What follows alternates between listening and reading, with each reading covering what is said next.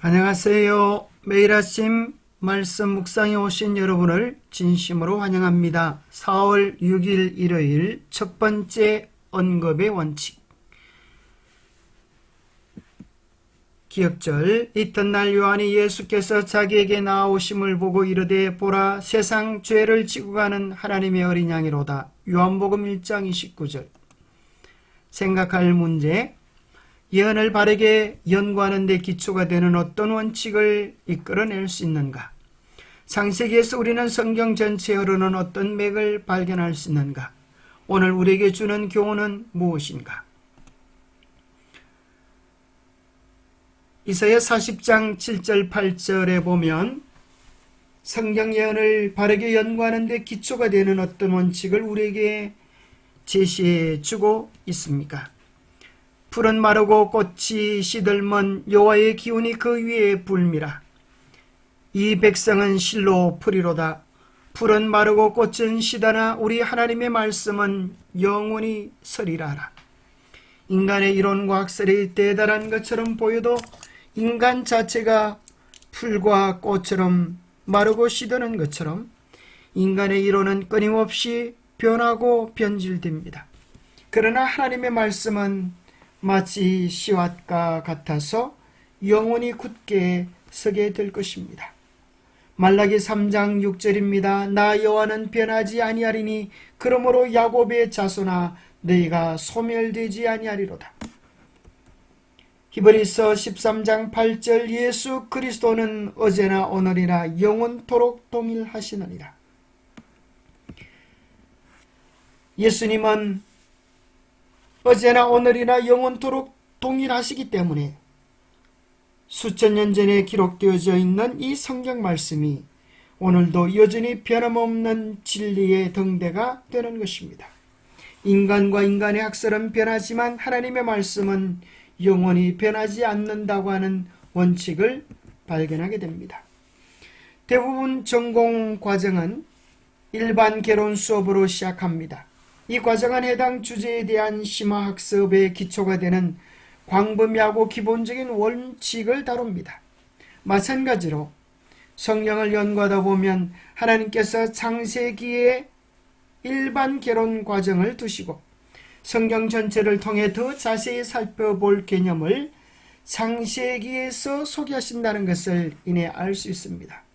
일반적으로 성경에서 어떤 개념이나 상징이 처음 언급될 때 특히 창세기의 첫 장들에서 언급되면 그 개념에 대한 기본적인 이해를 형성하며 이는 이후에 해당되는 해당 개념이 어떻게 사용되는지를 이해하는 데 도움이 되어집니다. 일부 성경학자들은 이것을 첫 번째 언급의 법칙이라고 부릅니다. 이것은 엄격한 법칙이 아니며 이러한 방식으로 적용되지 않는 것도 많기 때문에 법칙보다는 원칙으로 부르는 것이 더 적절할 것입니다. 자, 우리는 마치 수학 문제를 풀기 위하여 공식을 외워야 되듯이 성경 전체를 이해하고 해석하기 위해서 창세기에 바른 기초를 둬야 합니다. 창세기에서 우리는 성경 전체에 흐르는 어떤 맥락을 발견할 수 있을까요? 창세기 1장의 내용은 하나님께서 인류를 위하여 가장 아름답게 온 천지 만물을 창조하셨음을 기록해 둡니다.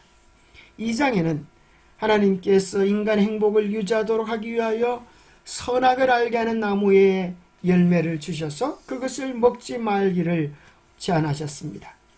내가 먹는 날에는 반드시 죽으리라고 하시면서 하나의 율법의 역할을 하는 선악을 알게 하는 나무의 열매를 주시는데 창세기 3장에는 인간이 선악을 알게 하는 나무의 실과를 따먹고 범죄하게 되어졌습니다. 죄의 결과는 죽음이었지만 하나님은 인간이 죽는 것을 원하지 아니하시고 대신 여자의 후손 예수 그리스도가 오셔서 인류의 죄를 대신하여 죽으실 것을 약속하셨습니다. 그것이 최초의 구원의 약속 창세기 3장 15절에 기록되어져 있습니다. 예수님의 십자가의 희생으로 인하여서 모든 죄에 대한 망가진 것들이 다시 회복되게 될 것입니다.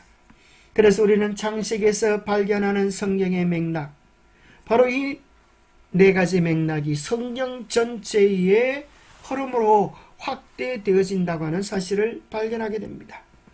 그 첫 번째는 창조요, 두 번째는 인간의 타락이요, 세 번째는 타락 가운데서 인류를 구원하기 위한 하나님의 구속의 계획, 십자가의 계획을 발견하게 되고, 예수 그리스도를 개인의 구주로 받아들이고 십자가의 계획, 주님의 구속의 계획을 따라오는 이들에게는 잃어버린 창조의 영광이 회복되어지는 회복의 역사,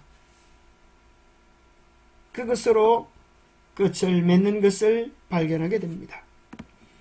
이것을 성경 전체 흐름에서 다시 이렇게 확인할 수도 있습니다. 성경 전체의 구도는 놀랍게도 시작과 끝이 일치합니다. 창세기 1장 2장은 하나님이 천지 만물을 창조하셨고, 요한계시록 제일 마지막 장은 하나님께서 다시 새하늘과 새 땅을 창조하시는 내용이 나옵니다. 하나님이 창조하실 때 세상은 아름다웠는데 왜 오늘날 이렇게 죄와 고통과 아픔, 눈물이 존재할까요? 그 이유는 인간이 죄를 지었기 때문입니다. 아름다운 천국, 행복이 다시 시작되려고 하면 죄가 해결되어야 할 것입니다. 그래서 계시록 20장에는 죄가 끝이 납니다. 창세기 4장부터 계시록 19장까지의 모든 내용은 선과 악의 대쟁투인 것입니다. 아담과 하와를, 우리의 조상인 아담과 하와를 유혹하여 사망으로 이끌었던 사단 마귀는 교묘한 수단으로 미혹하여서 우리를 멸망으로 이끌려고 하고, 하나님은 우리를 죽도록 사랑하시는 십자가의 정신과 원리를 통하여 우리를 구원의 길로 이끌려고 하는 것입니다.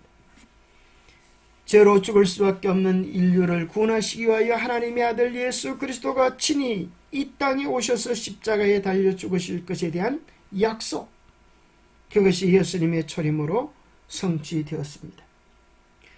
구약은 초림을 향하여 기다려오고 신약은 다시 새롭게 약속하시는데, 예수님께서 하늘로 올려가시면서 다시 오실 재림의 약속을 해주셨습니다.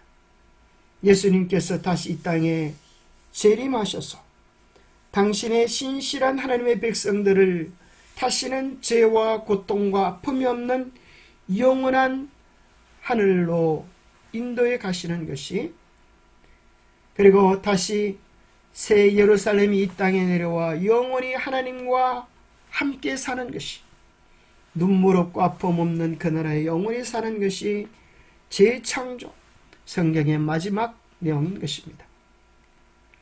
창조 때 누렸던 영광, 그것을 죄로 말미암아 잃어버렸지만 십자가의 사랑으로 인하여 하나님께서 다시 회복시키는 것이 성경 전체의 맥입니다.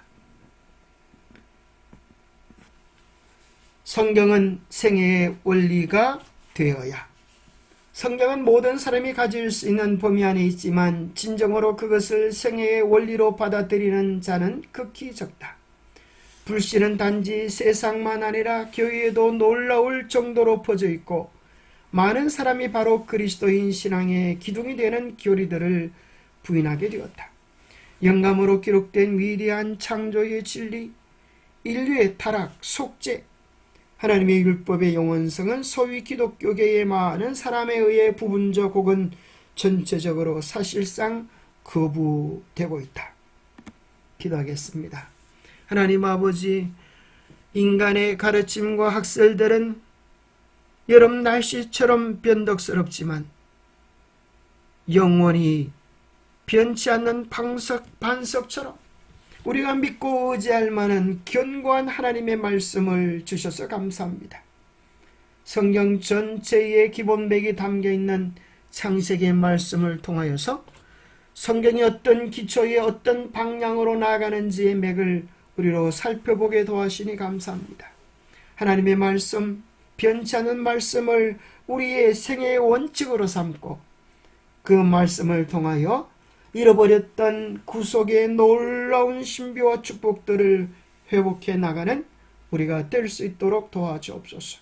하나님의 말씀을 통하여 우리의 소망을 새롭게 가지고 우리 안에서 하나님의 형상을 회복하는 귀하고 복된 삶을 살아가도록 축복하여 주시옵기를 우리 주 예수 그리스도 이름 모자하여 간절히 간구하옵나이다.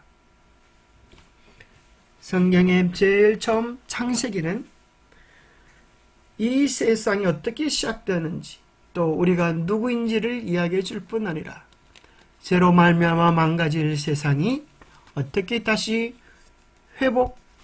회복되어질지에 대한 약속이 숨겨져 있습니다. 하나님의 말씀 창세기에 기초하여서 성경 전체의 맥을 새롭게 짚어보는 복된 하루가 되시기를 축복합니다. 감사합니다.